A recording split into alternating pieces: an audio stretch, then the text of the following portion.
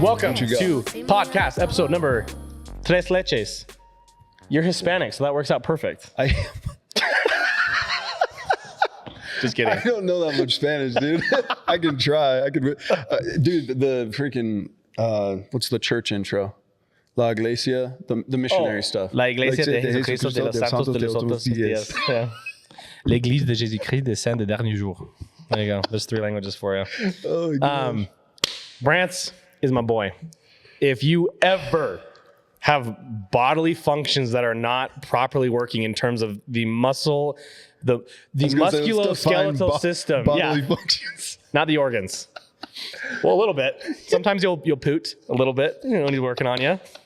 Sometimes he has to leave the room. Oh, I wouldn't know about that.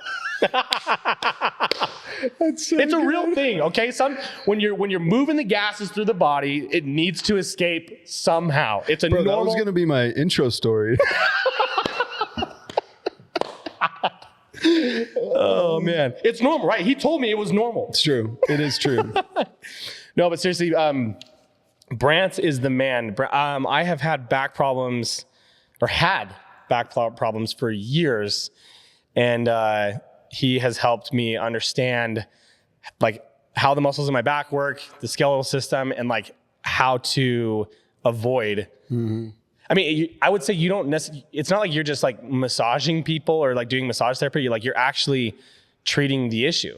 I remember the first time I was having back problems and he flips me over and starts working on my lower stomach area, like my lower abdomen. He's like, oh yeah, this is where it's at. And so big fan of Brantz, highly recommend. But thanks, dude. To the man who got quite the introduction, but really doesn't need no introduction. Thanks. Tell us about what you do. Just like 1-2 minutes, little spiel. I mean, sports rehab, injury prevention, injury rehab. I've been doing this for 7-8 years, and I think that's exactly it. It's not just a little spa work session. It's like, you got a problem, let's fix it, let's work it. And I think all along the way, I think that's the funnest part, is like teaching people about their bodies. I think the more aware you are of your body and your injuries, the better you can prevent it and also help your body heal, Love it. 100%. And the name of your company? Built Bodyworks. Built Body. There it is. Built Bodyworks. Awesome. Well, thank you for being here. Absolutely. I'm excited to share your story with others because it's fucking badass. Oh, dude, I'm excited. But let's start with the bedrock moment. Bedrock moment. I mean, do you want the moment that this was inspired to happen, or do you want? Hold on, I got a moment for you. Okay, I got a moment for you. This is like the main moment we talked about. Like, okay, yeah, okay. Funny, dramatic, whatever you want. Okay. Yeah. Yep. Okay. I think the moment that this all leads to be serious, is I just recently got to do a little workout with an NBA player and got absolutely cooked.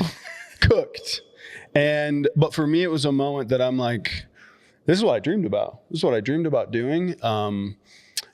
Being in this atmosphere, being around pro athletes and getting to see what they do, helping their bodies, but also like working side by side, everything I ever wanted, So that for me, I think I guess that's more of what all of this has led into, but that's what I wanted from the beginning. How recent was this experience? Dude, 3 weeks ago? That's awesome. Yeah. So I'm getting chills right now thinking about this. Okay. You're sitting there, you're working out with a professional NBA player. Mm-hmm. I'm not going to say the name, but very well known. Yeah. And you're like, holy shit. Like, this is little Brantz, like you're looking at your younger self like, dude, we're here. Yes. Tell me more about that. I mean, part of this is actually pretty funny because I feel like I was kind of set up into it. Okay. But that moment actually came to me where I was like, wait a second. So I was kind of doing my own workout. I was flown out there to do some work with him. He was working out with his trainer, and his trainer says, hey, everybody, let's go outside. And I'm like, I'm just going to go out there. I'm going to follow him. I had plans to just kind of watch the workout. That was it. Didn't happen that way. I'm standing there watching the workout. It's him. There's another NBA player. And his trainer looks at me and says, you're doing this with us. And in my head, I'm like, dude, you're crazy. Like, I just lift weights. I don't. This is coming. Look at this guy. Hold on. But hear me out. That's the thing. They were doing sprints. Okay. Up a ramp to a parking garage. Okay. We are in Atlanta, Georgia. It's 91 degrees. It's humid. I can already barely breathe, okay? I'm already starting to sweat. And this trainer's like, you're doing this with us. And in my head, two things went through. I was like, you're crazy. There's no way I can even do this. But secondly, wait a second. Like, this is the stuff I dreamed about doing and being around. Like, I can't say no to this, you know? So cool. So that all came together. And I can tell you the full story, but I got wasted, dude. We did 3 hill sprints. Okay. And after the third, I was like, I think I'm done. And then he says, we're going to do back pedals halfway up and come up. So I did 2 back pedals, bro. And my eyes started to go black. Oh. And I'm at the top of this parking garage and I lean over the edge and I'm like, Brantz, keep it together, man. Like, you're with a couple NBA players. You can play it cool. Like, you're healthier than this. Yeah. I'm like, and his trainer's yelling something inspirational, right? Like, you got this, man. Come on, one more. But you're just in your own head. You're like, please shut up right now. I can barely hear him, right? And so I look over at him and I said, dude, if I do one more, I'm throwing up. Like, I'm done, right? And I look over and a couple of the NBA guys are laughing at me. And I remember I could have been embarrassed. But I looked at him and I said, first off, I'm not a pro athlete. Second off, I tried to keep up. Yeah. And third, like, dude, I just lift weights. I don't run like this. So yeah. I tried. That's all that matters, dude. Right. But again, it was just seeing the opportunity and going, holy smokes, this is what I've worked for. Like, I'm gonna send it, you know? Yeah. And I got wasted, but it was great. Well, and I wasn't there, but I'd be willing to bet that, yeah, maybe they teased you, but I'm sure that they were lied about it too. And they're like, hey, like, we understand. Yes. Cause it'd be the same thing as like, if you were to ask me to go like do body work with someone, oh yeah, and I'm like trying my best, and you'd be like, oh, this is funny because it's so easy for you. Yeah. But then you'd be like, hey, you're giving it an effort. That's cool. Exactly. You know? Yeah. No, that's right. That's right. And we had a good laugh, but you know, it was all part of the moment. So yeah, no, that's awesome, bro. It's well, and I'm gonna give a plug for Brantz because he's a little too humble about what he does, but he was like exclusive with the Jazz. He's worked with the Utes. He was trained. Am I allowed to say this stuff? Yeah, absolutely. He was trained by Alex Guerrero, Tom Brady's like guy. Mm-hmm. So like, that's why I'm such a big advocate for this dude. Not because he's a great person, because he really knows his shit. And there's a reason that he's working with professional athletes. And there's a reason that these people are paying to fly him all around the world to work on them. Cause they're like, I don't know anybody else who can do what this guy does. So, little shameless plug here. Utah Hockey Club, if you guys are watching this, hey, you need this guy on your staff or like contract or whatever. Call me. Call him. Brantz Wilcox. I'm ready. I just like whip out your phone number. Like, here, this is what you call him. Just, can we put it on the screen, please? Yeah. Utah Hockey Club, Mammoth. Or I keep saying the Hockey Club is Mammoth now. Yeah. Dude, oh my gosh. Yeah. Look, I am a big fan of you guys. All right. And I could be a bigger fan if this guy is part of the staff. Okay. I'm there. I'm about it. I want to talk more about you and like, how did you get into bodywork? Like, what was the moment where you're like, this is something I think I want to do? Yeah. I'm going to condense this because I feel like there's quite a story there. But definitely back in high school, I played sports and had faced my own injuries. And then I started taking sports medicine from the high school athletic trainer. Mm-hmm. And I knew in that moment, I was also getting concurrent enrollment credits through UVU. So I'm like, I already know this is something I'm going to dive into post high school. Yeah. And in that same year, I met Alex Guerrero, Tom Brady's trainer, best friend. Yeah. Just, we're sitting around the dinner table and he's like, Uncle Tommy's calling. I'm like, who's Uncle Tommy, dude? Freaking Tom Brady. Straight up. Yeah. So in those moments, I just remember back in high school being like, dude, this is what I want to do. And I don't think there's any coincidence that people come into your life and you seek out mentorship and opportunities to learn. But that's where I knew I was going to get into sports med. I don't know if I necessarily knew bodywork as a whole. Sure. I think that kind of just like came over time, but that's where it all started. That's sports awesome. And my own injuries. It's my own injuries. I don't like being in pain. You know what? Because we talked about the tattoo. Oh. Ever since my most recent piece, I'm like, because the whole time I kept telling myself, it's just pain. It's just pain. It's part of the experience. It's just pain. Now I don't mind pain as much anymore. It's crazy. Interesting. Which is not a good thing. Like, for those of you who saw the dirt bike video of me just biffing it, this guy fixed me. So, yes. But even when I was in a ton of pain, I didn't call him till 4 days later because I was like, oh, this is part of the human experience. It's just pain. And then I was like, nah. You know, this guy could come over here and fix it today. And then I was literally better the next day. So. Dude, I love it. That's what we do. Side note, quick side plug. There's a show cut this out, leave it in, whatever. But Chris Hemsworth, the guy who plays Thor, there's a documentary called Limitless that he has right now. And I've seen it. Dude, yeah, sorry, keep going. No, you're good. One of the episodes is about pain and facing pain and it being part of the human experience and just like kind of embracing it, but also in a way that's meditative and allowing yourself to work through it rather than completely avoiding it. Does he speak with an American accent in that show or try to? No. Okay, never mind. I'm thinking of a different show then. No, yeah. Okay. But he goes to like China and he works with like monks and he does like meditation. And because I guess in China, like, dude, you think Chinese medicine, which by the way, again, shout out Alex Guerrero's entire like history is Chinese medicine. Eastern medicine is where it's at. And they've known pain for who knows how long. So anyways. No, that's cool. Well, it's funny about the meditative thing because again, with the tattoo piece, the more I focused on feeling the pain, the less painful it became. That was one thing I realized as I was going through. I was like, it sucks. But I'm like, oh, it actually doesn't hurt as bad if I'm like only thinking about that. Yeah, yeah. It's just like, okay. Maybe a few big breaths in there, just. It was 9 hours straight of. It's just pain, it's just pain. Yes. And then perfect. Hour 7. It's just pain. In shock. It's just pain. My tattoo guy's like pressing my arm against the table, like so I stop. He's like, dude, I'm like shivering. Still. I've got like this big fluffy blanket on me. I'm like, it's just pain. Now you know why they have those. Don't they have like anesthesiologists now that like there's guys that just knock them out? Yeah. And if you do that, you're a bitch.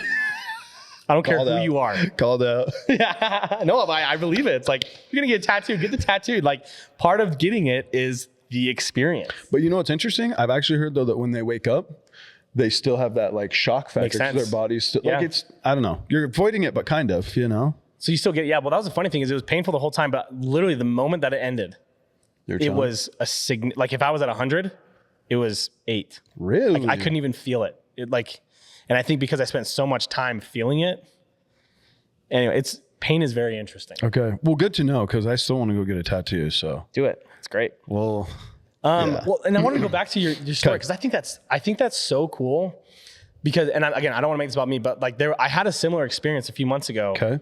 Just of like, this is what I dreamed of. Yeah. Right. Yeah. But I'm just curious, like in that moment, what else were you feeling? Like, I would love to know the thoughts that were going through your head. With the workout with the NBA player? Yeah, whether it was like as you were working out or maybe later that night if you were reflecting on it or whatever. Yeah, yeah. I've actually been reflecting on it ever since. I've been trying to figure out. Yeah, I've gone back through. I went and found one of my very first picture. I was in scrubs, dude. I was working for a chiropractor. Okay. This was, dude, I think it was 2018. And I remember just looking at that picture and going, holy smokes, like, I can't believe that this is where I am. And also speaking on just business, and as we get into business, like I had worked for chiropractors, I had worked for other therapists. And so just looking back on like, dude, I don't think had I ever jumped out and done like my own thing, bet on me, and I know that sounds so cliche, but bet on me, had the opportunities even come to me. Like if you're 100%. Just another cog in the wheel, do you think they call a company and say, who in your company can I talk to give this opportunity? Who wants it? Exactly. No, they call people who are like out doing their work, building their skill set, learning and showcasing what they do. So that was one big reflection. I'm like, dude, I would have never had this had I just stayed where I was. Here's the other thing too, though. You started in 2018. So I finished school in 2018. When did you start doing your own thing? Oh, dude, that's actually part of the crazy story. I started my business in the heat, in the middle of COVID. Yes. Okay. Yes. And I have a thought on that in a second, but so you started in 2020. Okay. When did you start working with the Jazz? Bro, my first season with the Jazz was the 2022 season. 2 fucking years. And he's already working with a professional team. Yeah. Yeah. If that doesn't tell you how good this guy is. No, thanks, dude. No, seriously, that is wildly. I've thought about that a ton. When did you start working with the Utes? The Utes was before I had my own thing. I started in 2019. Okay. And then, but it had progressed by 2020 and 21 where I was like traveling with the football team. I was down on the field for a couple games. Still less than 2 years. Yeah. I want to pause on that because I feel like that really is such a huge win. For sure. It's a huge milestone, for right? sure. I know, or I shouldn't say no. I would be willing to bet that most people who get into whatever their entrepreneurial drive is, there's like a goal they're trying to hit. And so with sports therapy or whatever, it's working with professional athletes. Like you get into it because you have a love for sports. Yes. Right? Yeah. And to do that in less than 2 years to work with collegiate and then professional. Yeah. Hats off to you, my friend. Dude, I just to reflect on that really quick too, I remember how terrifying it was to like jump out and start my own business, especially in the middle of COVID. For me, people were hurting and I knew how to help them. So it was kind of a no-brainer there. But to start your own thing where now you're building a structure and systems, and again, you're betting on you and whether or not this goes. I do remember telling Lexi, she was like, what do you want to do with this? And I'm like, I'm going to take this as far as I can go. And it was professional athletics. I want to work with professional athletes. I had Alex as a mentor to look up to. And because I always saw that as like, dude, that's a dream job, right? Totally. But I remember there's a quote that always came to my mind because I just remember not being able to sleep on it because I was so excited about like that step, also absolutely terrified. But it was, the irony in dreams that keep you awake at night are by no mistake. Like the dreams that keep you awake, come on. Usually dreams are happening when we're sleeping, but like the ones that keep you awake, that's some serious stuff there. If you're awake for a reason and you're thinking about, what your next steps are, come on. Why are we not chasing? I'm writing that down. The irony in dreams that keep you awake at night are by no mistake. Like, come on. Why are we not chasing, you know? Damn, bro. I love that. Did you make that up or did you hear that? I'll be real with you. I don't remember.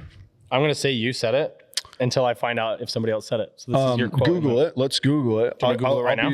Go ahead. I'll be straight up real with you. I put that together. I do remember that because I remember thinking, man, I have dreams, but they're keeping me up. And I'm like, wait a second. That's so backwards. If you find something, I don't think anything's popping up.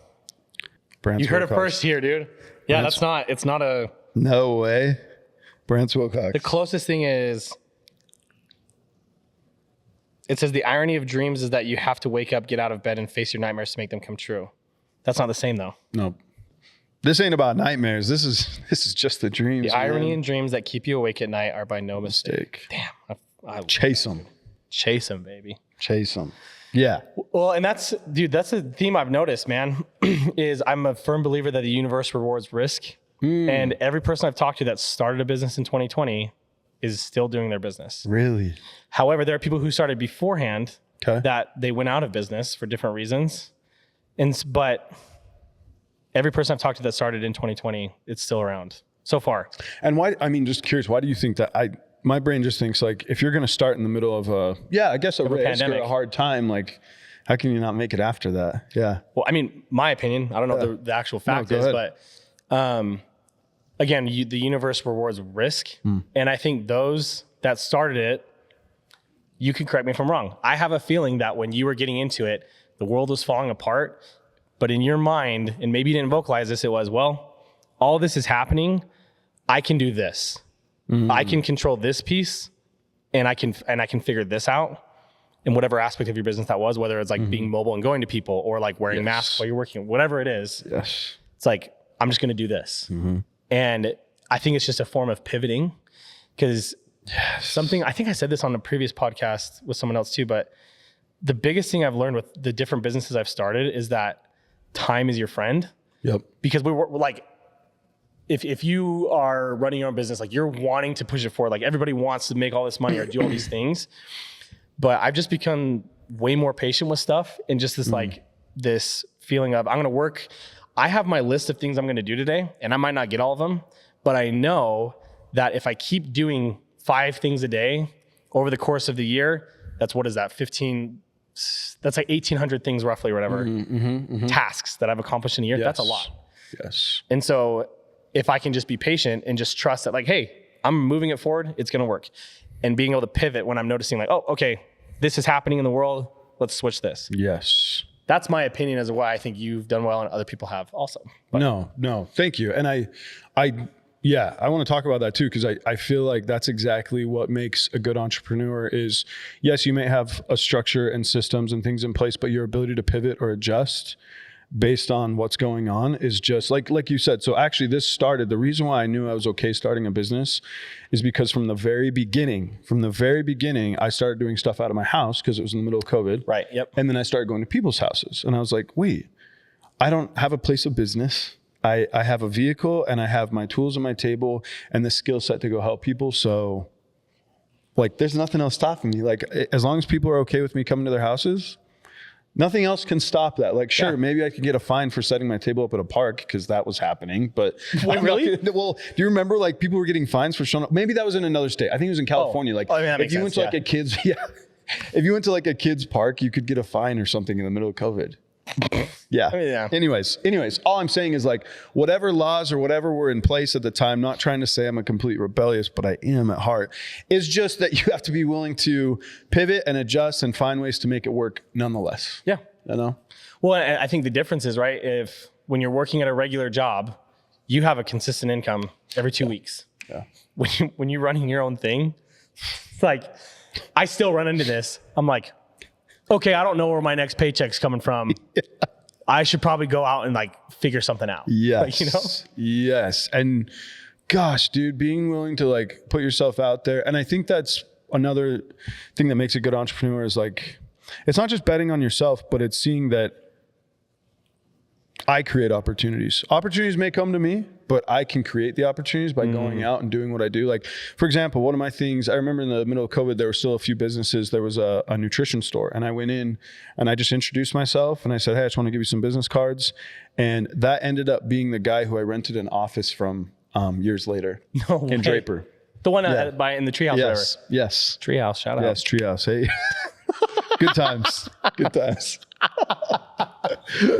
Fastest way to ruin a marriage. Isn't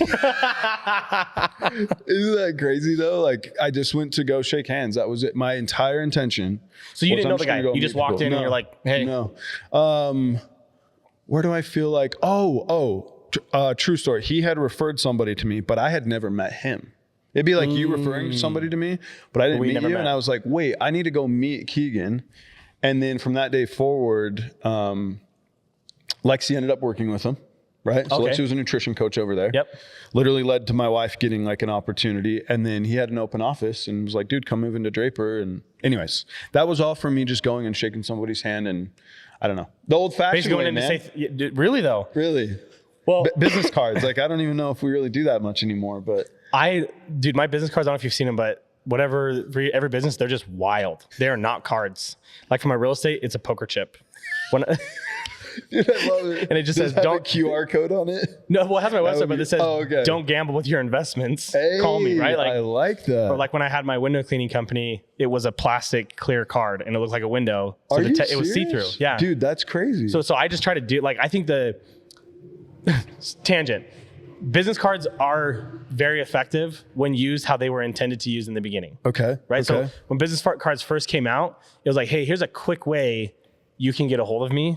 But then everybody became so accessible. So now I think it's how do you stand out from everybody? And every single person that I've handed one of my poker chip cards to, they'll say, oh, do you have a card? I was like, oh yeah, it's not really a card, but here you go. And the look on their face, pretend you're handing me a poker chip. I'm gonna show you how it goes. Like, every time it's this double take. And then they're so confused. And then they go, no way, that's awesome. And then they'll say like, I'm keeping this. That's the whole point of the business card is that moment. Well, and actually keeping it, because a lot of times people just toss it to the side. If someone hands me a paper business card, I literally, dude, I have one in my bag that I anyway, long story short, got one from someone in Vegas. And then I looked at it. It's just a white piece of paper with the name. And I literally just threw it away. Yeah. Like there's no reason for me to keep this. The only way I made mine a little bit different, still old fashioned, was I put a QR code straight to my schedule. That way there was no question. Like you don't need to call me. You don't even need to go on my website. This will just take you right to it. Yeah. You know, like that was my, I mean, I didn't have like a cool window card or anything. I just remember something. Oh, here we go. I have to show you my other business card. BRB. Just talk to the camera. He's getting in his car right now. Just jumping into the Porsche. Just cut this up. Yes, sir. Oh, here we go. This one's iron pipe. Oh, wow. Boom! You see it? That's why I grabbed it. I wanted you guys to see this moment. She's pretty. She's pretty. Look at this thing. Dude, it says Iron Pine, but it reminds me of Iron Man. Like, it's metal. It's made out of steel. Look at that. But this is for like a higher end luxury brand. Dude, that's I don't dope. hand these out to everybody, right? That's clean. That's clean. So this wasn't meant to be a learn how to make a business card podcast, but now you know. No, it's dope. I like that a lot. You know what? You're like, this actually starts up my Porsche. You can keep that as a paperweight or to line up your crack or as a way to break into homes. I was going to say for a minute, isn't there like a little card that like, I know you probably, I don't know, that Tesla has like a card for their... Oh, for the, yeah. That's Did their you hear key. me? Yeah. I said, is this the key to your car? Actually, give me that back. No, I'm just kidding. That's dope, dude. No, that's I awesome. like that a lot. Yeah, that's, anyway. Anyways, business cards. Business cards. It's part of business. It is. No, it really business. is. Let's go into some of these rapid fire questions, okay? Hit me. And this is actually one of my favorite ones. I think I've asked it on every interview we've done so far. What's the worst advice you've ever received? The worst advice. I can pinpoint a couple really quick, but it's always comes down to somebody else trying to tell me what to do that is actually limiting. Meaning, I had a mentor one time tell me I needed more education and to go back to college and all this stuff. Yeah. And here we are. We've already talked about all this other stuff. And I'm like, had I listened to that advice, because maybe it was traditional that that way was to go to college and get it done. And I've had my education. I've done my fair share of certifications, whatever. But had I gone back and just been so limited by that, I don't know if I'd even be here because I'm just not a person that likes to sit in school that much. Yeah. Unless it's something I like to learn. Sure.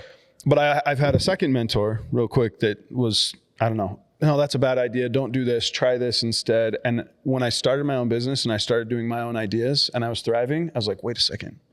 That person was actually very limiting to my ideas and my thoughts. And I think it just comes down to trusting yourself and you know. What is interesting is with that question too, every person so far has responded around limiting beliefs. Really? Yep. Which it makes sense. It totally makes sense as a business owner, right? That's usually the bad advice you get. Yep.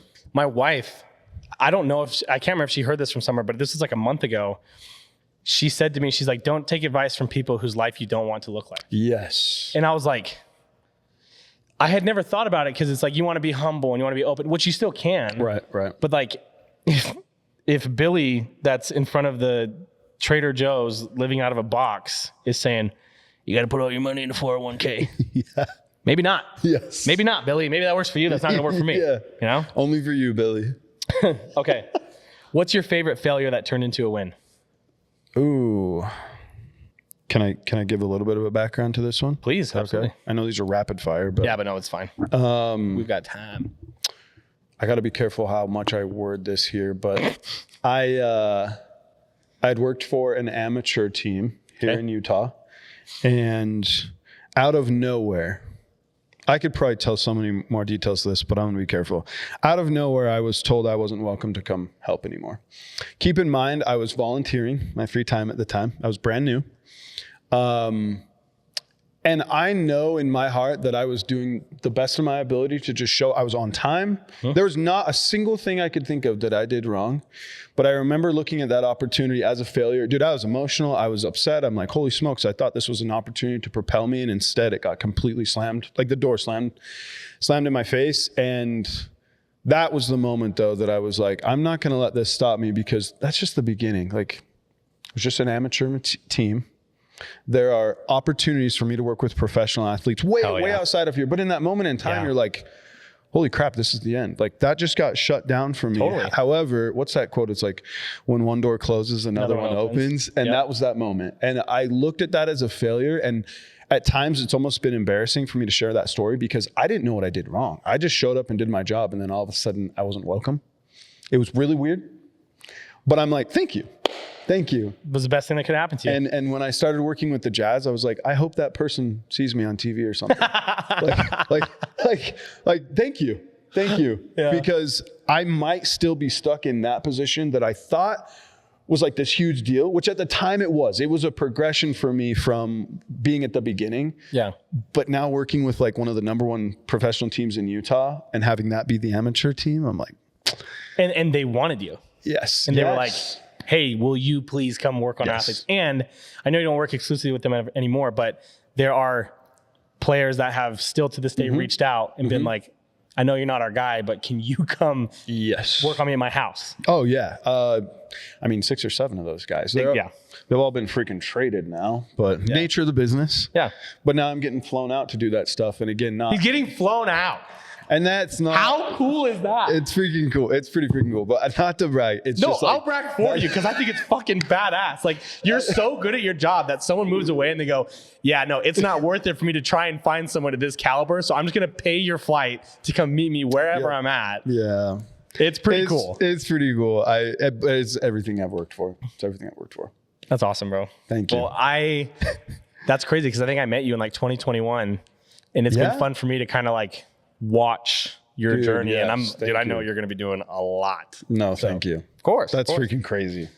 This isn't a rapid fire question, but I just remembered something you told me once, and I'm going to ask the question for the podcast, but if you can't talk about it, it's okay. Do you know what I'm going to say? I don't know, but I just see you like laughing. I don't know what's about to come. So, okay, when you were traveling with the Jazz, the way that they would travel, like the type of plane, are you allowed to talk about that? Oh, yeah, absolutely. We tell, because it blew my mind when you told me how it works, like what company it is and like the whole thing. So it is a Delta plane. Yeah, it's considered a VIP Delta plane. Didn't even know those exist. And I've been with Delta for my whole life, so this was cool. You fly out of a separate private airport next to the Salt Lake Airport, and you hand your bags to somebody, and you get on the plane. But the inside's different. And when you walk on, so it's like you walk on. There's the first third of the plane that's all for the players. And they're like, dude, they've got like poker tables set up. Sometimes it's like they're like couch looking chairs. I'm dead serious, like sofa looking chairs, right? And then the back 2/3 of the plane is the staff, coaches, etc. But the whole plane is first class seating. And when I say first class, I don't mean just like the nice comfy chairs. Like, dude, there were times I was fully reclined back, feet were up, I was sleeping, dude. It was freaking awesome. It was insane. So cool. And just to add to that, I remember one of the first times, because I didn't realize it was still Delta service too. I just thought, I didn't know if how because I thought it was like private plane or the private charters that they would do. Yeah. But this like Delta flight attendant comes up and asks what drink I want, and I'm like, what do you have? And she's like, name it. And I'm like, can I get a Red Bull? She's like, yeah, I'll be right back. I'm like, yes. Like, what else? Let's test this, you know? You just come out with just some random obscure drink that you made up on the spot, and they're like, I'll have it in 5. Like, we'll mix it up for you. Oh, that's so awesome. It was crazy. That's awesome. So cool. You know, okay. I have another rapid fire question that I was gonna do, but I'm like, I would rather drop the paper. Just get out of here. You're done. Actually, you'll be back. You'll be back next week. Yeah. Is there any other like cool little stories about like working with like elite athletes, or like the plane story, something like that, or I don't know, anything that comes to mind? Yeah, there's a couple. Kind of another funny one. Yeah, there was just like all of them were always like crazy experiences where I was just like, holy smokes, like I'm doing this right now. But one night we were flying out late, and dude, we were on a plane like every other night. Like they pretty much, they play their game. We fly out. We're there for like a day or two, fly out. There for a day or two, fly out. Like it was just every other night. Yeah. And we're getting on the plane, and it's probably like 11:30 at night, and everybody's already like exhausted because it's post game. Yeah. And I was sitting kind of front row right behind the flight attendant space, which is right behind all the players. And I see, I guess, we can say it. We'll just go with it. I see Jordan Clarkson stand up, and he starts walking to the back, and I see him doing this, like he's looking around for somebody, and I'm like, I don't know if he's looking for a trainer, because sometimes they need extra care or whatever. And I look over to the trainer's table, and they've all got like their eye masks on, like headphones. People are just knocking out. It's 11:30. We were literally minutes from taking off. Okay. And so he comes up, and he's standing right here, and I look up at him, and I'm like, hey, dude, do you need something? And he looks down at me and shakes his head, and he drops a bottle of wine in my lap. And I'm like, just a bottle of wine, right? Like, I'm sitting here, and I'm like, wait a second, I'm kind of on the job right now. Like, is this allowed? Like, what are we doing? And I look around, and nobody else saw it. And I'm like, holy crap, I could drink this right now. Everybody's knocking out. Okay. But first thought was I was like, okay, he's a little buzzed, and he probably doesn't even realize he just handed me his wine bottle. So I'm going to hang out for a second. Yeah. And I watch him go into the bathroom, and I'm like, oh, he just wants me to hold this bottle of wine for him. I don't know. Yeah. And he goes out of the bathroom and he goes and he just sits back in his seat. And I'm like, no way. And then again, the first thought I was like, I'm kind of on the job right now. And I don't want, if somebody looks over, I'm just downing a bottle of wine. Like, what's going to happen? Right. Yeah. So I grab one of the trainers and I'm like, hey, JC, they call him JC. I'm like, hey, JC just dropped this on my lap. And he smiles so big and he's like, well, guess that means you need to drink it. And I'm like, do we split it? He's like, hold on a second. He goes up front, he grabs a bunch of cups, and me and all the trainers split this bottle of wine. Yep. That's so cool, dude. Yeah. So, and then he's like, hold on, I need to go tell him thanks. And I saw him, he's like, hey, JC, and waved it off. Anyways, that was super funny. Last quick story. Yeah, please. One of my first times. I love these stories.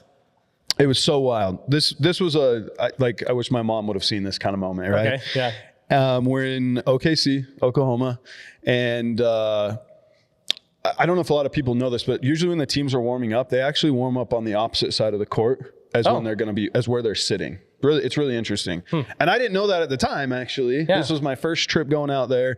And so I'm back in the locker room and I'm like, I'm going to go out there and watch warm-ups, just so casually sit on the front row. And I walk out and I'm surrounded by OKC players and staff. And I'm like, this is really awkward. I'm in Jazz gear, whatever. This is really awkward. I've got my lanyard with my credentials or whatever. Sure.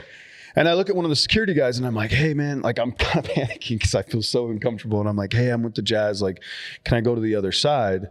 And he's like, oh yeah, go ahead. You can walk across the court right now. And I remember in my head, I looked at him too. I was like, really? Sure? Yeah. And he's like, he looks down at my credentials. He's like, yeah, you got the credentials. And I'm like, okay. And I take my first step on the court. And I remember my first thought was, can somebody take a picture of this right now? This is crazy. This is like, I've never gotten to do this before, right? So dude, I just walk across the court like I freaking own the place. And I go sit down on the front row and I'm watching the players warm up. It was the coolest experience. That was my first experience traveling with a professional team, walking across the court, being in the locker room, like you're fully involved. It was crazy. Like every sports fan dream. You're just, it's your life. Yes. And like when you're in the back there too, like I remember when we were in Boston, like Blake Griffin, I think he's retired now.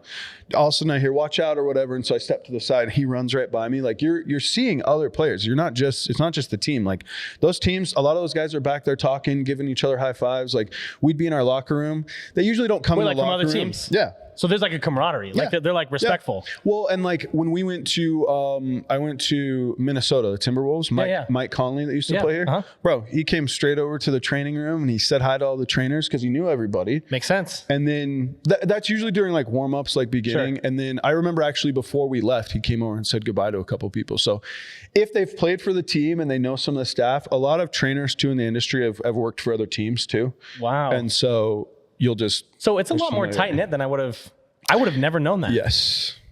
Wow. And I can't say you're not going to see all players saying hi. Like, in fact, you'll see players probably that actually avoid each other. Can I share one more? Please. That you'll find hilarious. Yeah, absolutely. I find this fascinating. Here's one thing I found fascinating was the amount of shit talking on the court. The TV, unless you're maybe sitting front row, and like, dude, sometimes the way the players talk to the refs, you're like, I don't know how he's not getting kicked out right now. Like they say mean stuff to him, like that was a bullshit call, whatever. But they're calling him names. And this is true story. So we were in Boston, and I'm sitting, I don't know, 2 or 3 rows behind the team, and I remember, let's see, Blake Griffin fell.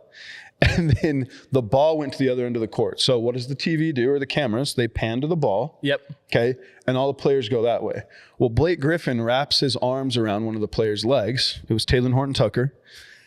And nobody, because everybody in the court and probably TV's watching where the ball is. Sure, yeah. We're at this end. These two are at this end. And they're sitting there yelling at each other. And he's like, he's just holding on to his leg, yelling at him. The N-word and stuff, let go of my leg and all this stuff. And they're like wrestling. And like Taylor Horton Tucker's like trying to let his leg out. And Blake Griffin, dude, he's like literally on the court laughing at him. And no ref seeing this because they're all at the other end of the court. And then they get up and walk it off. And I'm like, what just happened? There was almost a fight, and nobody really saw it because everybody watched where the ball went. And these two were on the other end of the court, like wrestling around. It was so crazy. But like little things like that you would hear the players, like if they, he made a shot right in front of his face, he would mumble something all the time. No, dude, all the time. That was one thing I was shocked by, where I'm like, we don't even see this on TV. And I think it's because, one, again, the fast pace of the sport and where the cameras go. But they kind of mumble it. Like he'll make a shot and then like say something like, so they're not saying how'd you like that? You know, how'd you like that? Like just little things like that, dude. Dude, oh yeah. And I'd sit on the side of the court. It like feels like you're in a pickup game. You know, like how you would be playing in a church or like out on the courts. It's like, take that home for dinner, baby. Actually, here's a good one. We're just going to have a little bit of swearing, but that's all right. I swear. Fuck. There you go.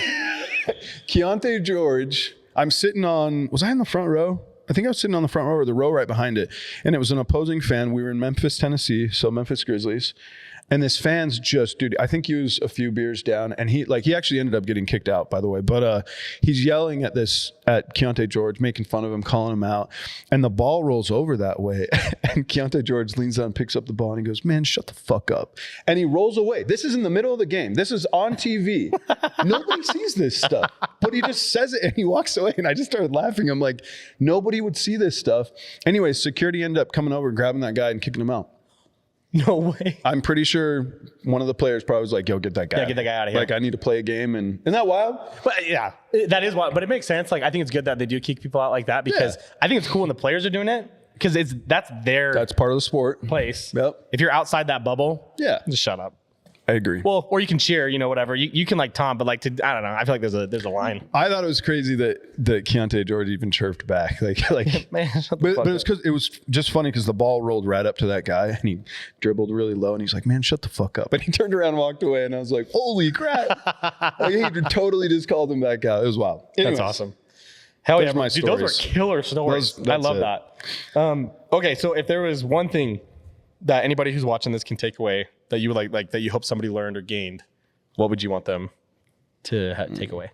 Bet on you.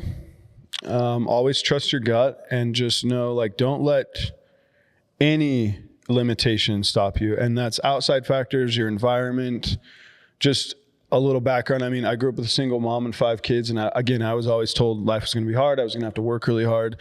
And to be sitting here today, traveling with professional athletes, working with, I mean, back in high school, like I was going to Jazz games. Can you imagine? If you would have told me in high school, like, bro, you're going to be working with this team someday, I'd have been like, no way. Like, how? Like, seriously, how? I got bad grades in high school. Like, I freaking hated school. And here we are today, just working and not betting on myself, just believing in the process and giving it my all, trusting it. And I think wherever you are, giving your best effort and truly caring about the people that you're around and leaving them in a better place will always come back around. Hell yeah. I love that. How can people reach you? Instagram. We already said we were going to throw my number up. Why did we say that?